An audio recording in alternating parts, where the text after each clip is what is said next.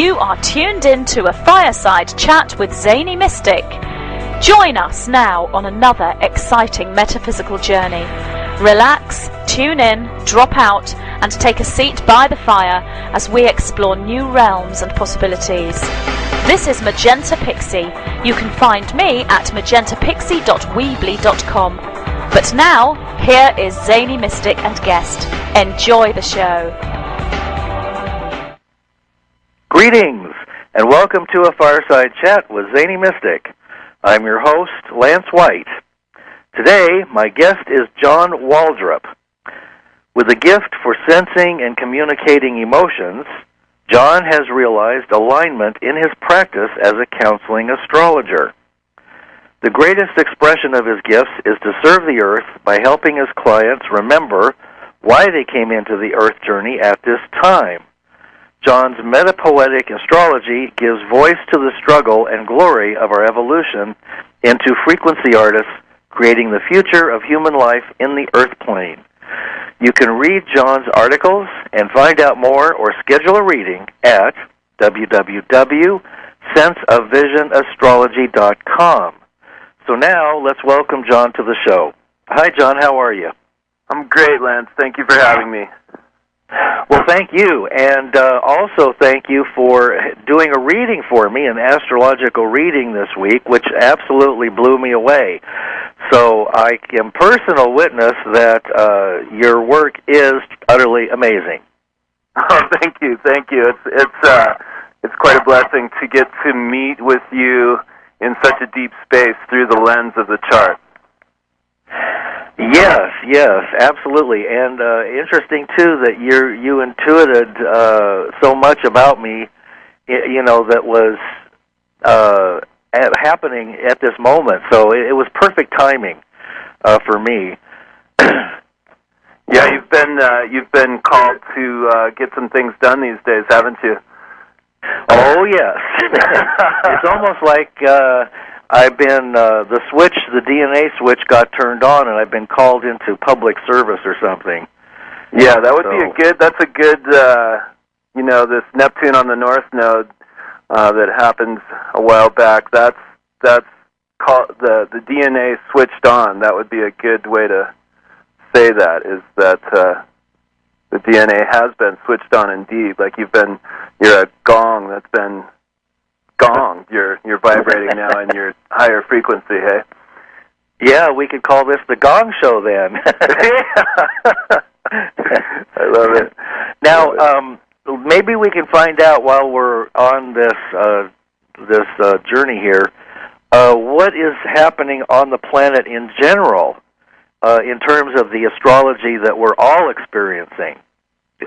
Well, the good news is, I guess it's good news in a sort of release or relief sense, is I think over the next couple of months we're gonna get a little breather from the intense pressures, for instance, that we were under last summer. Going deeper into 2012, it's going to be we're definitely going to ramp up into another layer of basically pressure by the guides, the outer planets in particular, that are guiding us deeper into our potentials as earth dwellers, to love our lives, which is, in my opinion, why we as souls come in, is to learn to love life in the earth.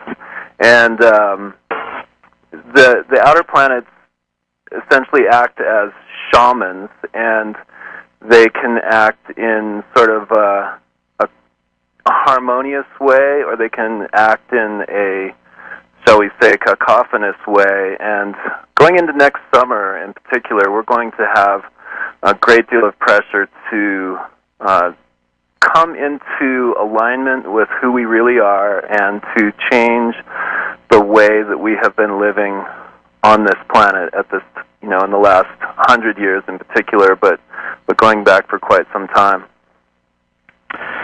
Well, it's about time, as we all know. I think the changes are long overdue. Do you do any work on the USA chart as well, or is that just something that some people specialize in? I haven't spent a lot of time with it. I know people do work with that. In general, though, Pluto is going to be opposing the sun of the United States, and that is essentially, it's, not to be, without putting a gloss on it, let's just say that the experience will seem as though our luck has run out in terms of the forward momentum of the United States. Pluto in Capricorn, where it is right now, is, I think of Capricorn as the sign of the way, the path, the Tao, you might almost say. It's the sign that most loves to know where it's going and how it's going to get there step by step and so forth. And you could even think of it as the way we have been living. Pluto, on the other hand, is this almost like blowtorch energy coming through and sweeping off the fragments of egoic nature, sweeping off the fragments of everything that's not essentially true to the soul of whatever it's acting on. And so the United States sun is in 10, 12 degrees of Cancer, and Pluto is going to line up opposite that at the end of 2012.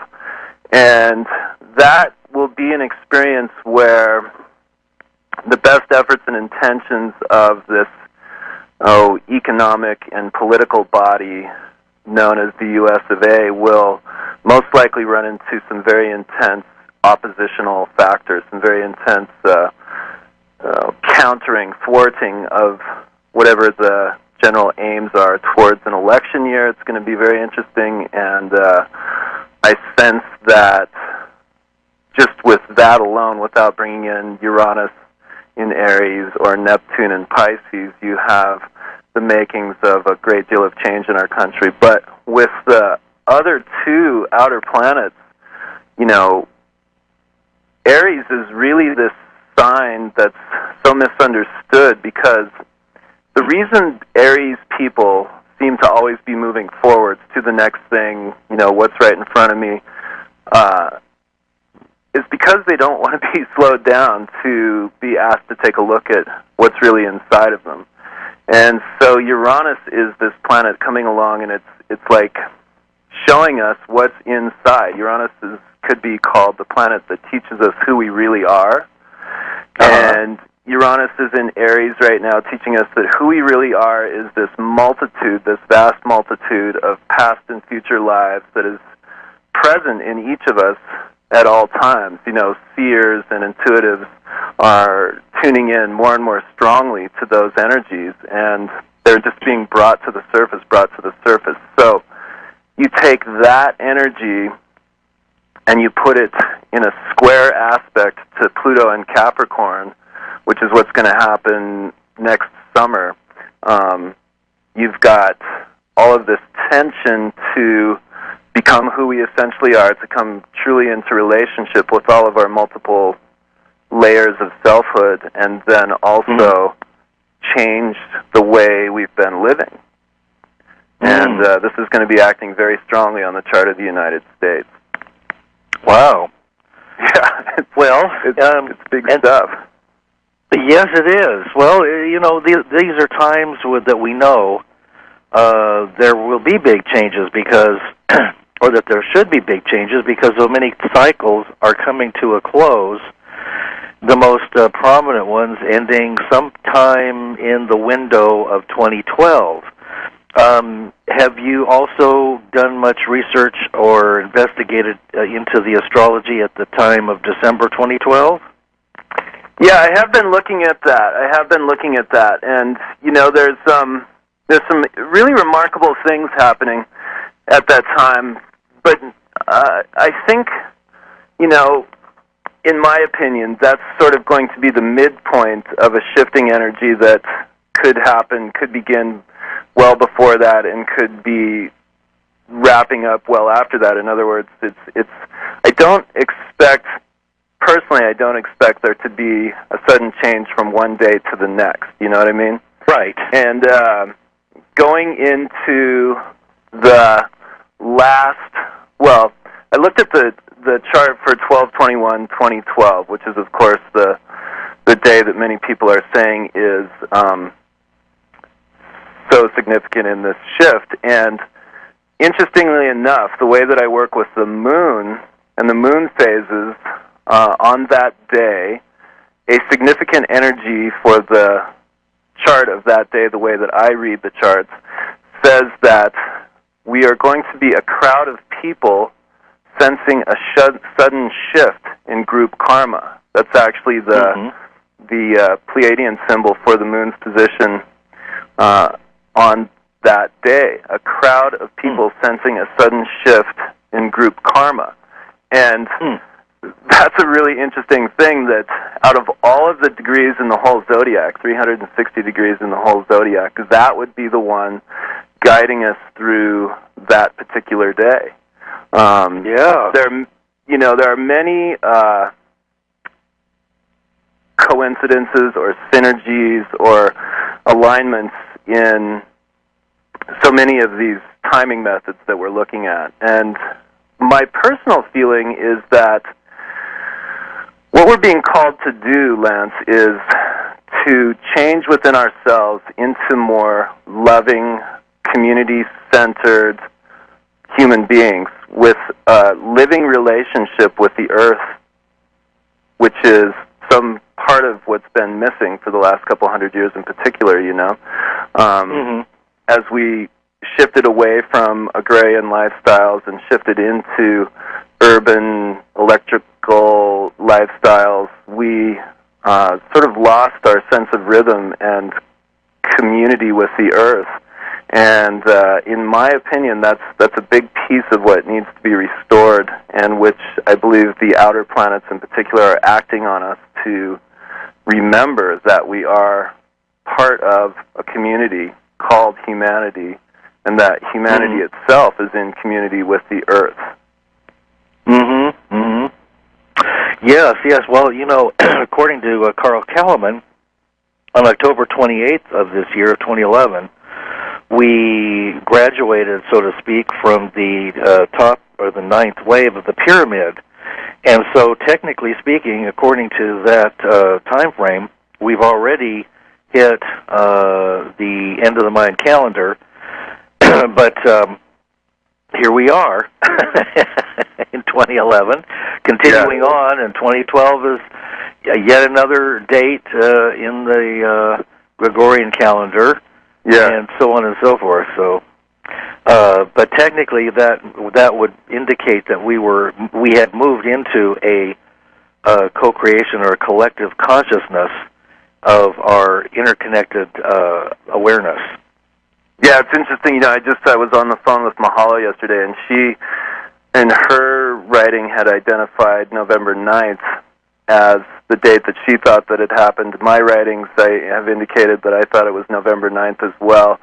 That was simply due to the shifting of of Neptune into direct motion from its most recent retrograde period, and it's going to leave the sign of Aquarius. It's been in the sign of Aquarius since about 1997, and it's going to go off into the Piscean realm for the next 15 years. Very interesting energy, that Neptune in Pisces. It's like that, to me, is the shift into the what you would call unitive consciousness, because Pisces is really the sign of that, what makes us the most human. It's this common experience of life at a very earthy, grounded level, which some people might find a strange description of Pisces. But Pisces is, to me, the electromagnetic ocean where our dreams live, where our where we have contact with the elementals and the fairies and all of those things. It's an energy that we don't typically actually contact. And as Neptune goes into Pisces, it's going to bring that aspect of life more and more into focus. And historically, the last time Neptune was in Pisces was in the period leading up to the start of the Civil War, which it makes sense at a certain level, because you think of Pisces in that way, and then you think about the experience of observing other human beings in bondage and slavery, essentially. And, you know, it's a situation that existed in the United States for 100 and some years before we actually decided to do something about it. And so one of the things I'm really curious about is what are the shifts into, you know, shifting from being bothered by something, for instance, our financial system, and taking action, which is what's happening now with the Occupy movement around the world. Yeah, so there's just a lot of pressure of that kind coming down in the charts. I mean, the last time Pluto was in Capricorn, which is where it is well into the 2020s, was presaging and leading up to the start of the American Revolution. So we have that energy going on, and then Neptune in Pisces, which it was last in the period leading up to the American Civil War, and then Uranus is in Aries, and the last time Uranus was in Aries was in the period leading up to the Great Depression. So there's a lot of shifting that's going on, and it's the kind of thing that's going to bring us front and center into taking action to make changes as we see them needed, you know. Indeed. Well, some people have been talking about this period of time as a part of a recurring depression. That is, that it will rival the Great Depression. And I've tracked this. There's a really good column written by George Urey called Peoplenomics and also Urban Survival, and he's been tracking this for quite some time. It's a pithy column, and I kind of expected the collapse of the economic system to happen in about 2009, and it didn't happen. So here we are, and if what you're saying is a portent of things to come, then it looks like we might be in for some excitement from any time now into next summer. Oh, absolutely. I mean, and then, you know, going on into 2013, indeed, the pressure, this Pluto opposition to the Sun of the United States, that just ramps up going into 2013, and you know, that is Pluto. Another way to think of Pluto is it's the energy that gives rise to the phoenix. You know, to become the phoenix, of course, you have to rise from the ashes, which implies the ashes phase. And so, you know, I'm with you. It's likely. It seems. I mean, for all sorts of reasons. I have a fair amount of economic experience in my past, and I can tell you that there isn't any reason for the market to go up. I mean, there's just not. Oh, right. Yeah, I mean, I don't think there are too many people listening to the show that aren't aware of the artificial pump you up quality that the powers that run things have been doing, and the takeover and the purchase of major countries that's going on right now. Yeah, absolutely, Lance. And you know, there's this perspective that we could have on it, which I really invite people to consider, which is that it's all leading us somewhere. It's all part of the shift. Like, human beings do not choose to evolve from a place of comfort. They don't choose to evolve from a place of stasis. We choose to evolve when we need to evolve, and so basically the circumstances pressurizing us into taking action have got to be in place. And I mean, you could look back at 1963 through 68 as a period of time when why didn't it happen then? You know, Uranus and Pluto were in a conjunction aspect in late 66 through 1968. This square that we're coming into now is like the evolution of that aspect into a much more action-oriented phase of it.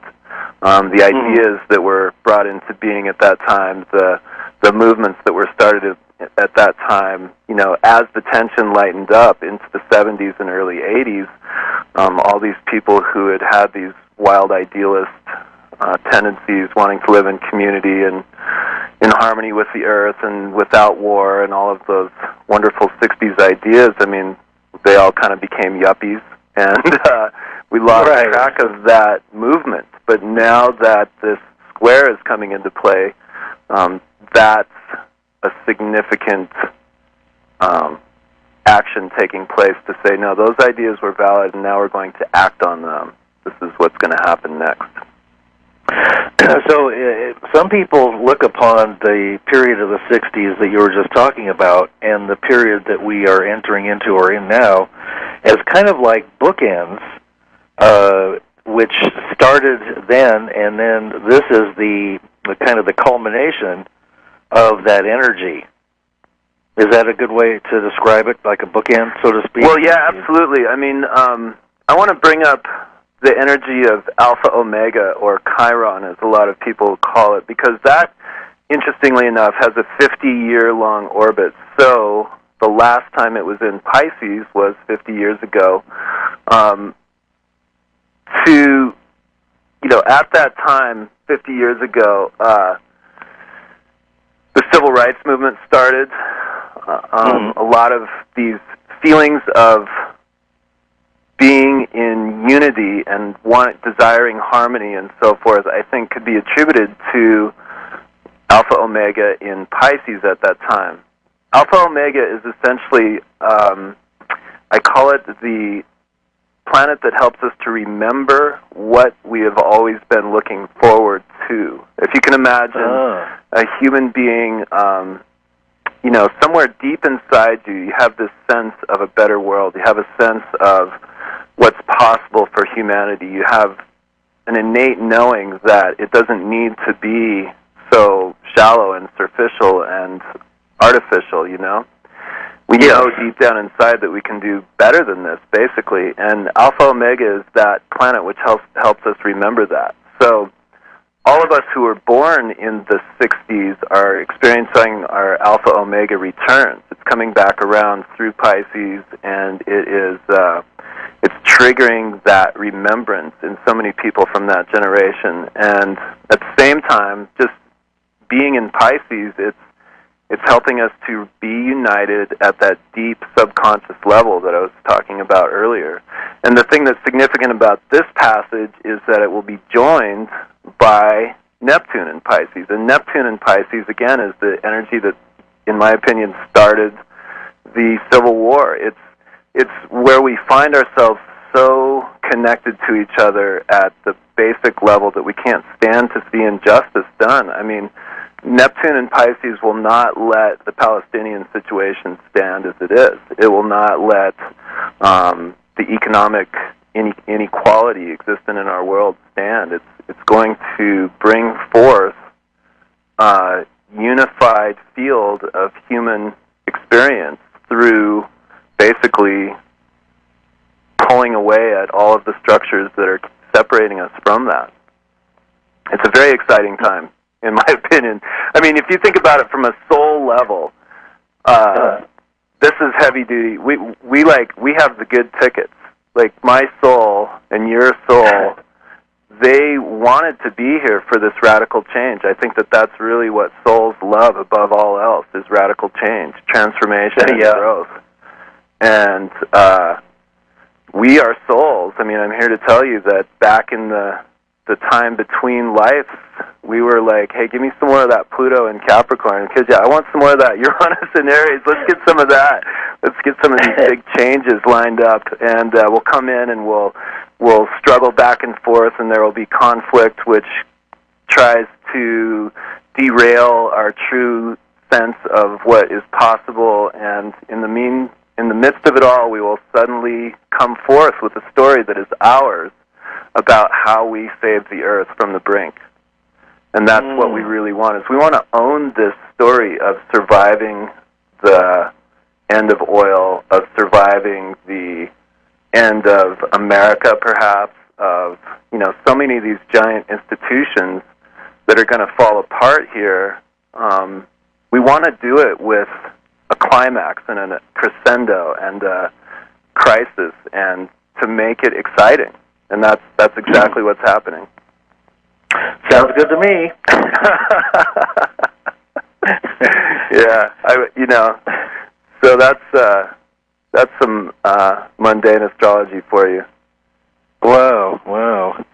You also wrote an interesting article on the witch Mahala, so that people know, most people do know Mahala Gale. Yeah. She's a friend of both of ours, who's another Virgo, writes a wonderful monthly planet alert and does a lot of terrific work, but she posted your article on YU55 and its lessons to us. Yeah. Would you share a little bit of your thoughts about that? Well, absolutely, Lance. I see all of the astrological bodies essentially as teachers. And, we can get hooked up into the notion that challenges are bad. For instance, when our fear is brought to the surface, or when our anger is brought to the surface, or any of these things, that it's a bad thing. But really, taking it from the perspective of, okay, my soul chose to come into a body. The body gives my soul the experience of emotions. I want to get these emotions. I want to feel them and get them. And when you take that perspective and just start looking at any of these current events, including the visitation of YU55, it's, what did it trigger? It triggered emotions, and it triggered emotions that helped us see how, for instance,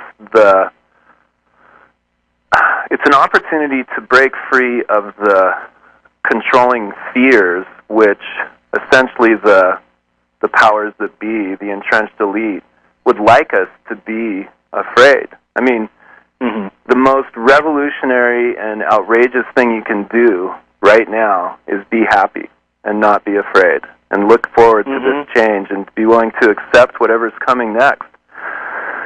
So every thing that's going on right now is helping us take the step into a forward, future-oriented way of living, instead of being hooked into pointing fingers back over our shoulders or at some other person, to actually take responsibility for the change within ourselves. I mean, that's,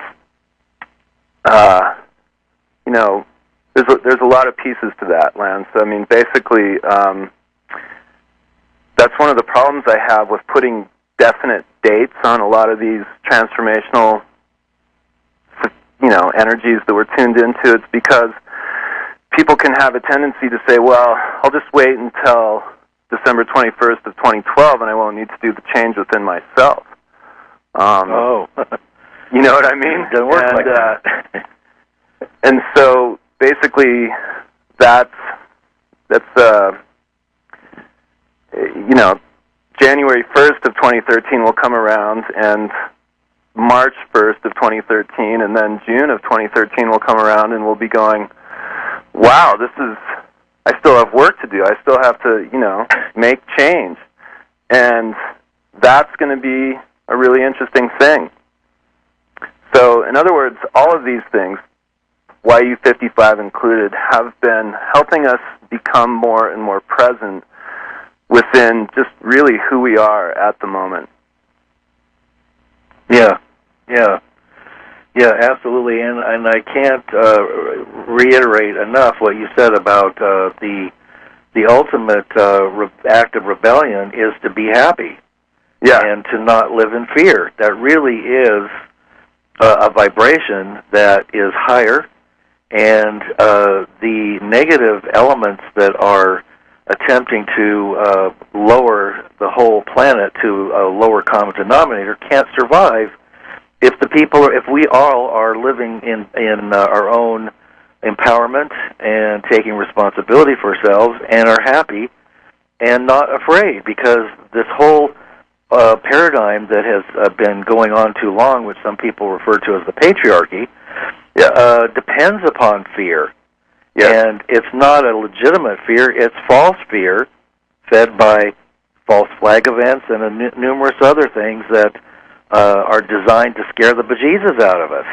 Yes, absolutely. So, if we're not afraid, and like you said, we are here, we chose to be here, we jumped in at the soul level to be here and experience this and contribute to it, then it can become quite a fun game if we are owning our own power and stepping up to the plates that we have chosen already, kind of like Neo in The Matrix, talking to the Oracle, where she says, well, you already know what you chose, now you're coming to me to figure out why you chose it. I think that's what she said, but anyway, you know what I'm saying.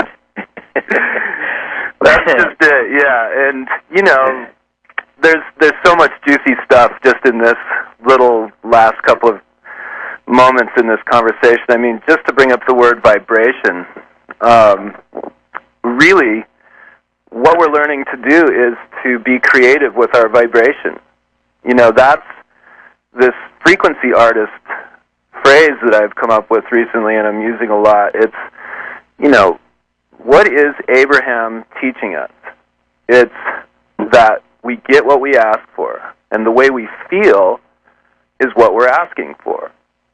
So if we're feeling afraid, if we're feeling doomed, if we're feeling like this is not fair, we're just going to get more of it.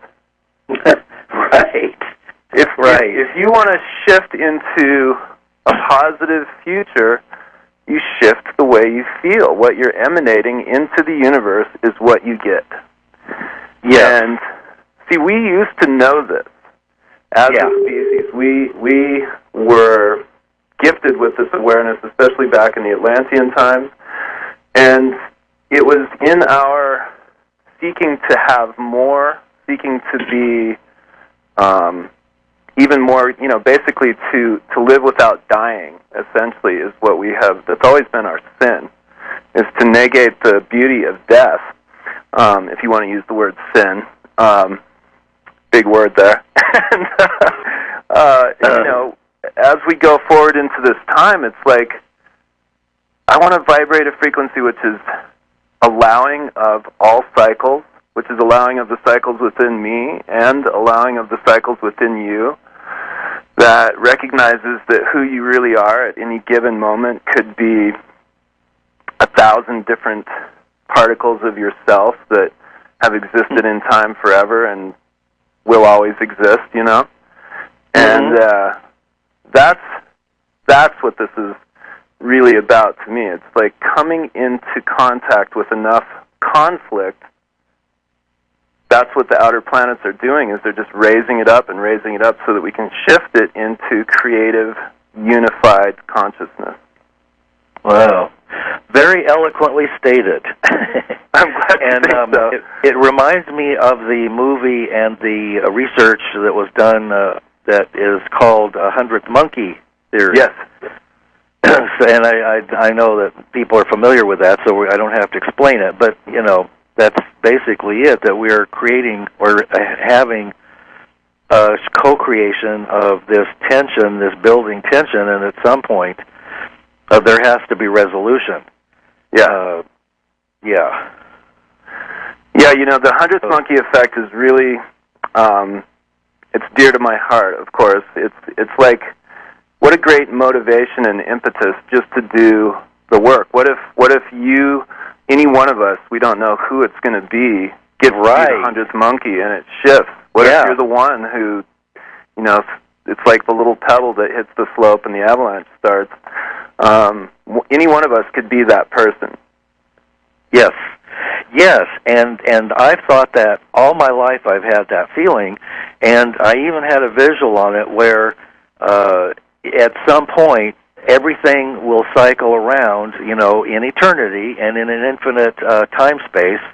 Everything eventually cycles around, and there may be a moment when each one of us is the fulcrum, where a thought, a mere thought, which weighs nothing, maybe a nanoparticle of energy, is the very thing that tilts the scales, and the whole thing the hologram shifts into another paradigm, which is, a wonderful new creation for all that is.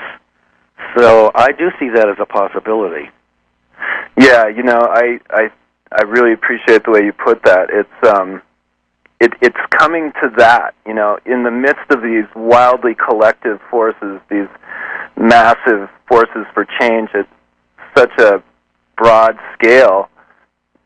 Each of us has this power, and that's so unique to the human experience. We don't really know if dolphins, for instance, are creating as they go, but we know that humans are creating as we go. We are creating our worlds. I mean, quantum physics says that. The teachings of Abraham say that. All of the great masters have always said that. As you believe, so you shall see. And this is, that word belief is one that has been belittled and ridiculed and stricken down by the rational, mental, fixated 19th and 20th centuries. Belief is, by Wikipedia definition at least, a psychological state wherein someone holds something to be true. Knowledge is a justified true belief. So, you know what I'm saying? Like, knowledge is something that you believe to be true based on all the evidence, whereas belief is something that you just think is true just because you feel it. That feeling part of it is the key, and what I'm getting to here is this frequency artist thing that we're learning to do, this ability to create a unified, harmonious, beautiful Earth existence that each of us carries within us by design. It has to do with learning to feel truth again. It's like people are so afraid of following their intuition and their feelings because we don't want to be wrong. We don't want to be proven wrong. There's some cynical way of looking at people who follow their feelings. Like caution, driver following guidance. I'm out there in front of you following my guides, and who knows where I might go? Oh my God! But this is what we're doing, and it's like the whole structure has to be broken. Everything that we have counted on has to be broken. For instance, Einstein's theory of relativity and the speed limit of light being broken recently, it's like evidence that everything we ever thought about limits on anything is designed to be broken at this time. Limits on the power of the people, limits on justice and truth and joy and beauty. These things are the most powerful things in the world, and they're being brought to the fore by these tensions. Everything that we experience is to show us how great our neighbors actually are, how incredibly generous we as individuals actually are, It makes me wonder if there are some kind of divine archetypes that we're beginning to true up our reality to. In other words, we've experimented and experienced everything that can be, pretty much. I'm pretty sure of that. Yeah. The good, bad, and the ugly. And maybe this is a time when the pristine beauty and quality of these divine archetypes is beginning to radiate and shine through the energy that has been so dense for so long, and we're undensifying, perhaps.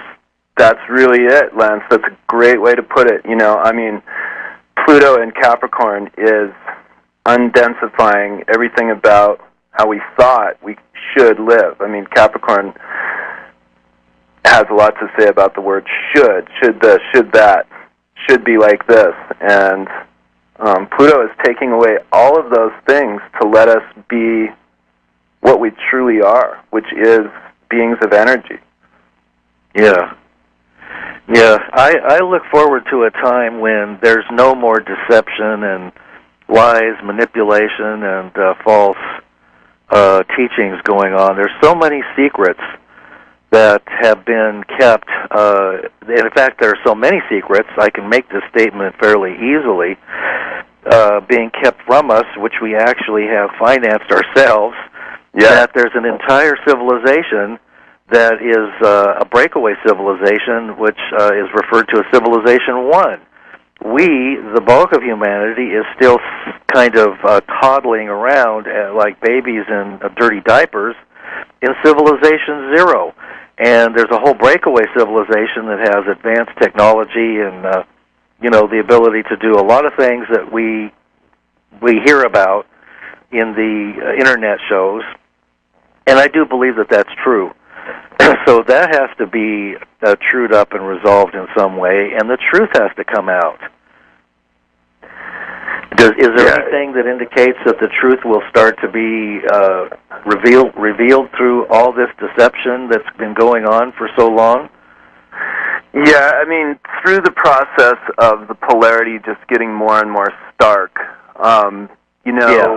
the idea that you have to know darkness to know what light actually is. I mean, that's another way to look at all of this that's happening right now. It's like humanity itself is being entered into a bit of a dark night of the soul. You would think that the vapid, spacey times that we've had in the recent, last 20 years might be the dark night of the soul. That would be like the entrance into it, I would say. And what we're going through now is where we start to hit ground and start to become real and honest. And the truth will out, no doubt.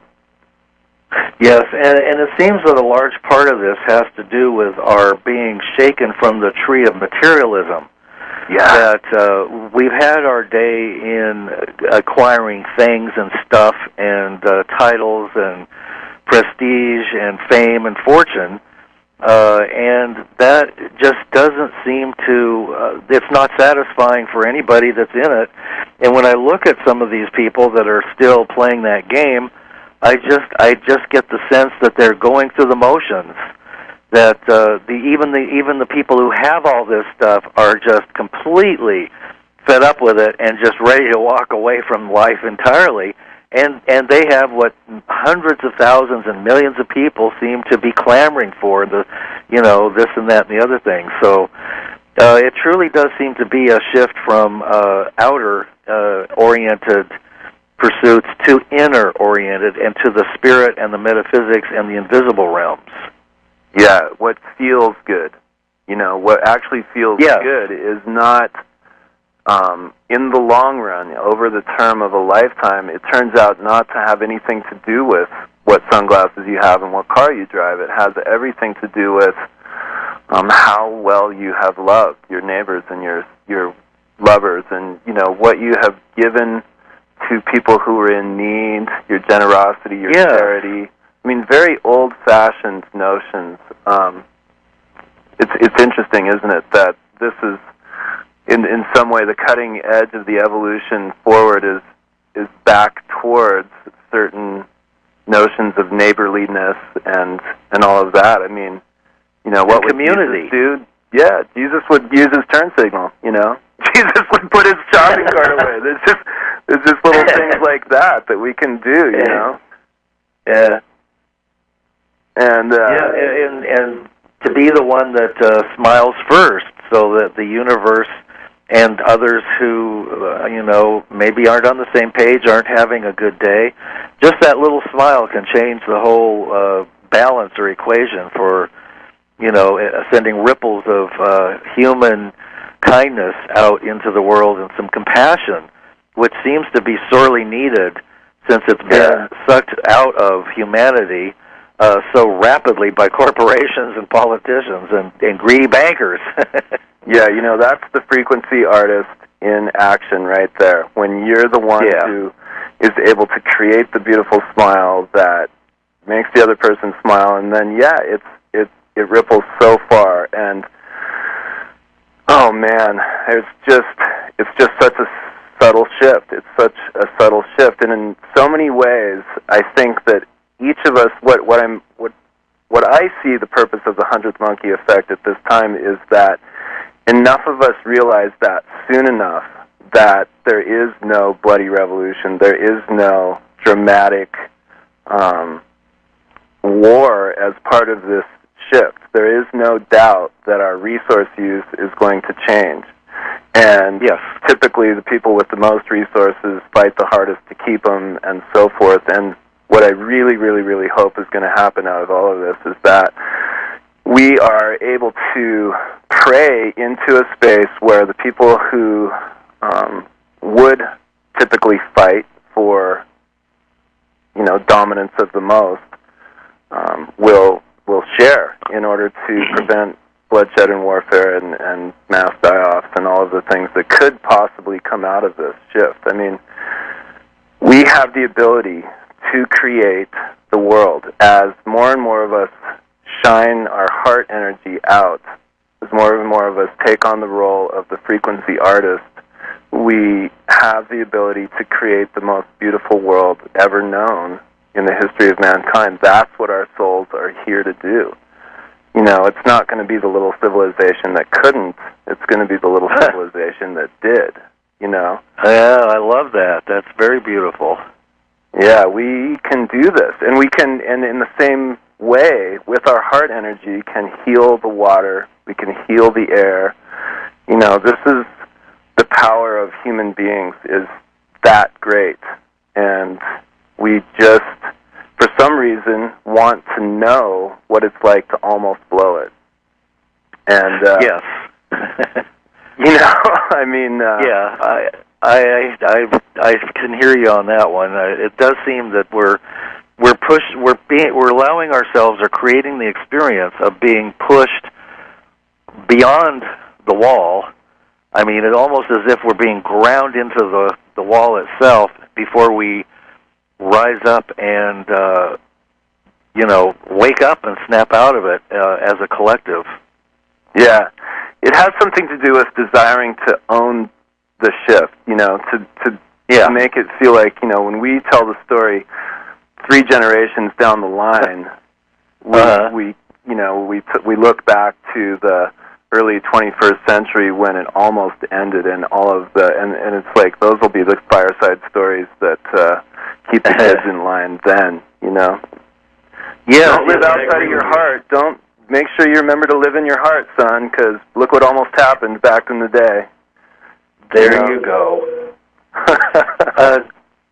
Do you come into contact with some of your clients that you do astrology work for that you feel might be from the future with some kind of role here to play in the present, in our present that we're experiencing? Yes, absolutely. I definitely do. There's some very, very key indicators, and then there's always the experience of finding somebody who is like leaping ahead of where what I see in their chart would indicate that they are. In other words, that would be something like the walk-in. I have for people like that, where it's like, wow, you've already done this. Okay, let's move on. Oh, you've already done that. Okay, that does happen. Wow. But yeah, go ahead. Well, that's all. I just was wondering about the walk-ins too. You just mentioned that, and I have had friends who have either been or knew walk-ins that they were married to. So it's a real phenomenon. Oh, absolutely. I know that you have psychic gifts, and I can just say that I have had experiences in my own psychic domain that prove to me without a doubt that other forces are at work here, and other forces are asking to I would help. have to agree with that. Yeah.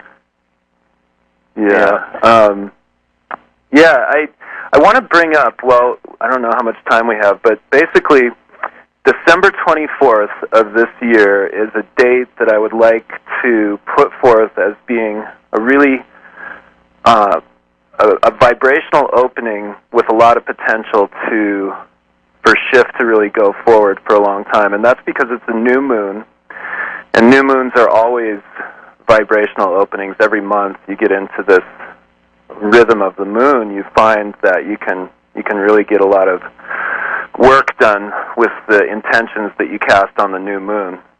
But this one in particular, because it's the first moon of the 2012 cycle, it is Christmas Eve, so it's going to be a time when people are together and feeling community anyway.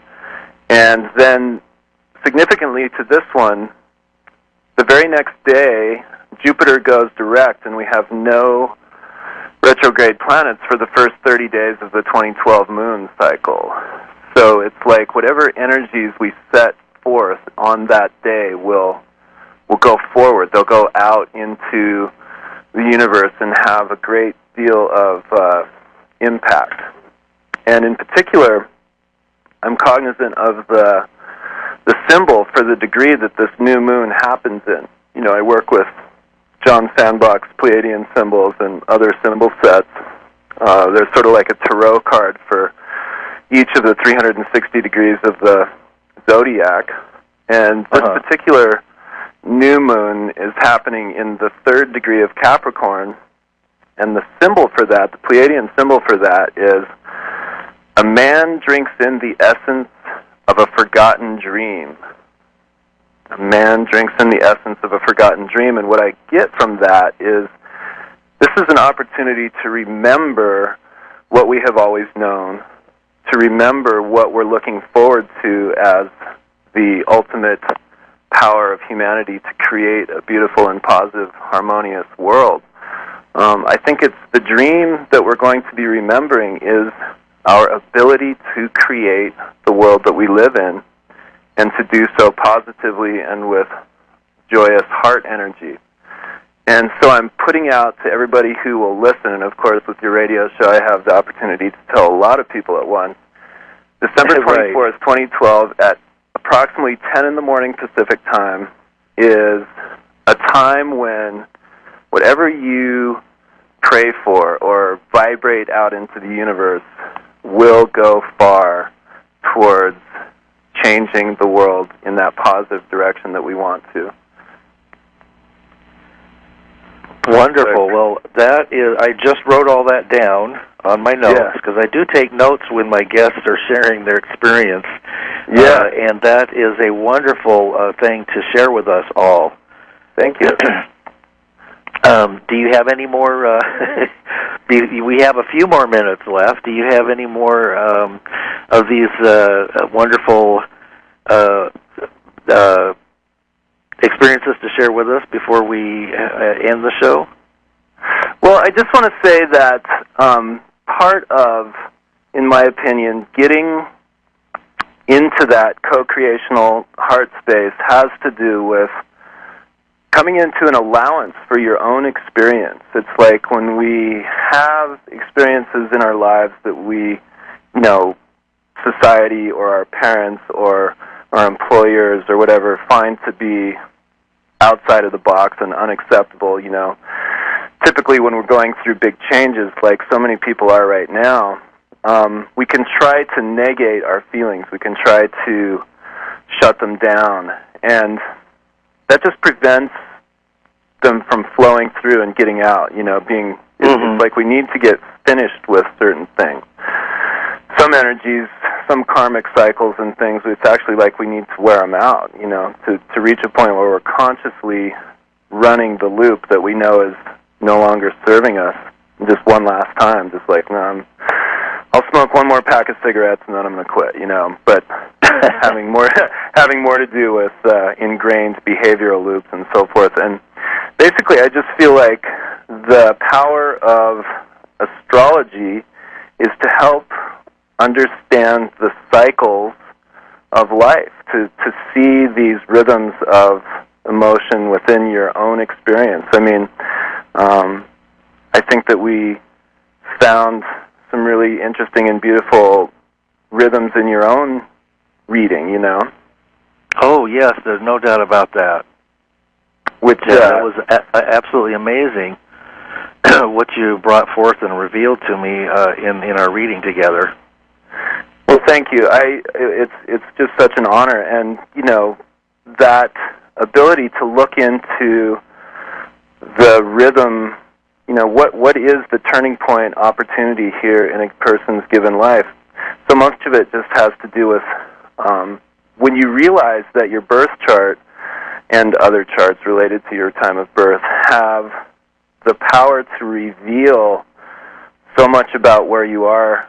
It's like it helps create that sense of perspective that our lives do have meaning.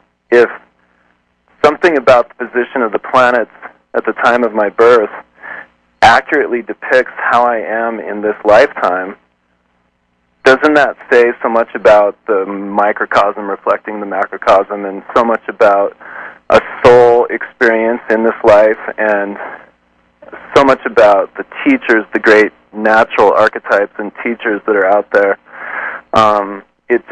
It just gives me a great deal of satisfaction to share this journey with people and see their eyes open up to the fact that they really are here for a reason. You know, that this whole transitional period is purposeful.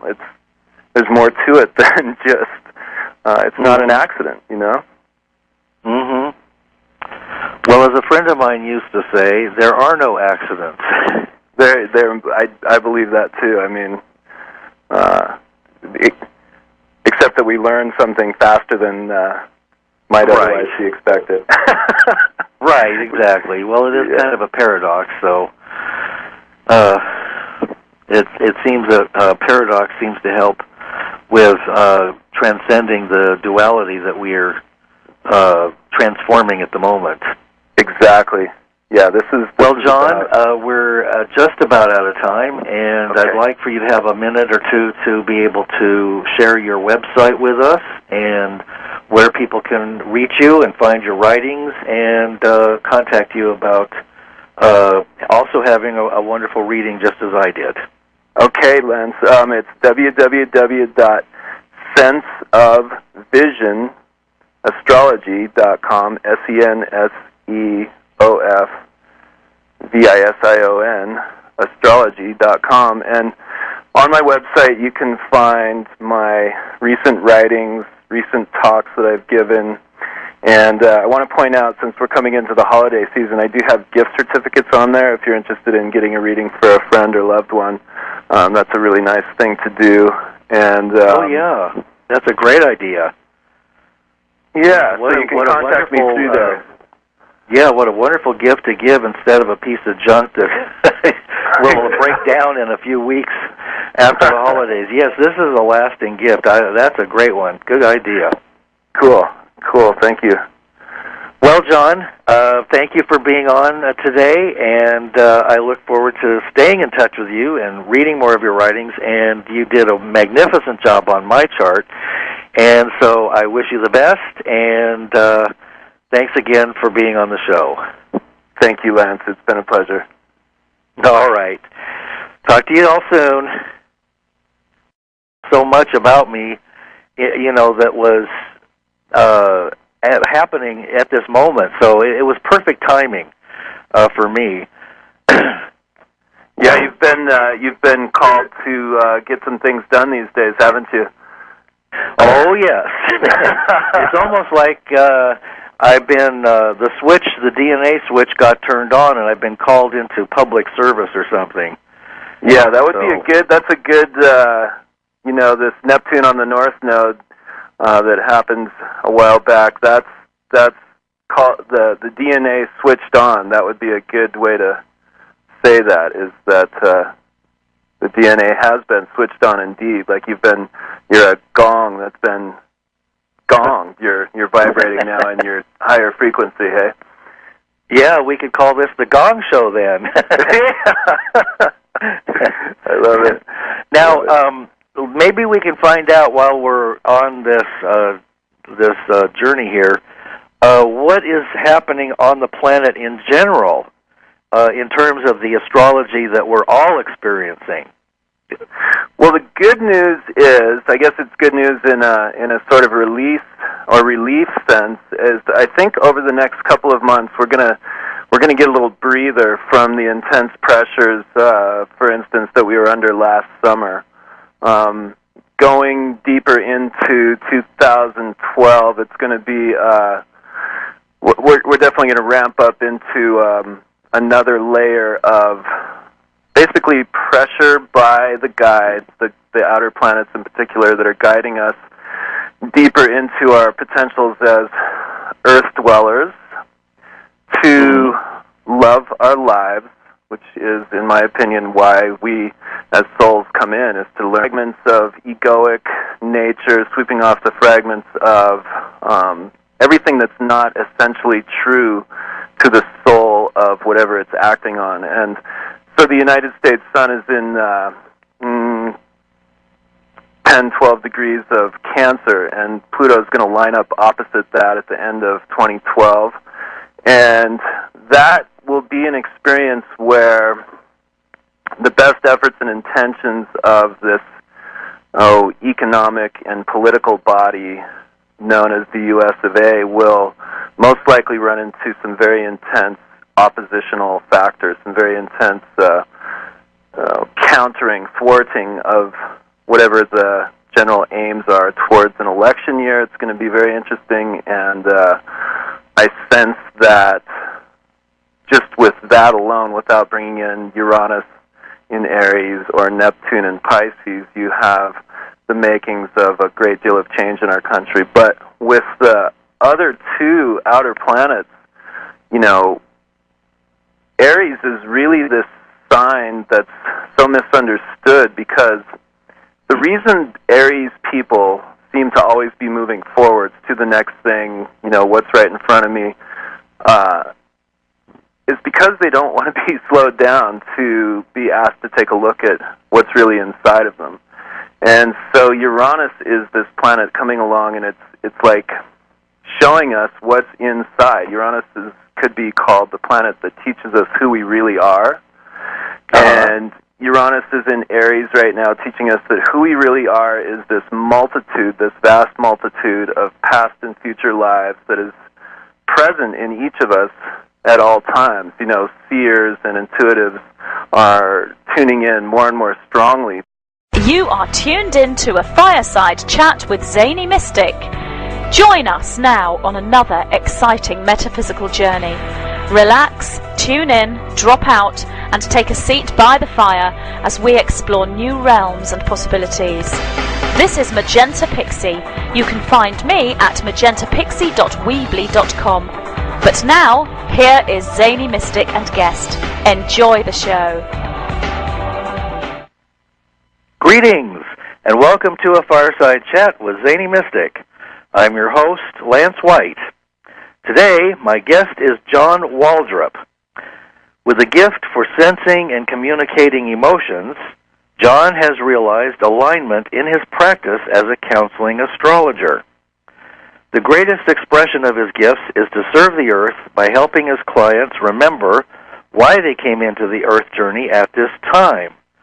Jon's metapoetic astrology gives voice to the struggle and glory of our evolution into frequency artists creating the future of human life in the earth plane.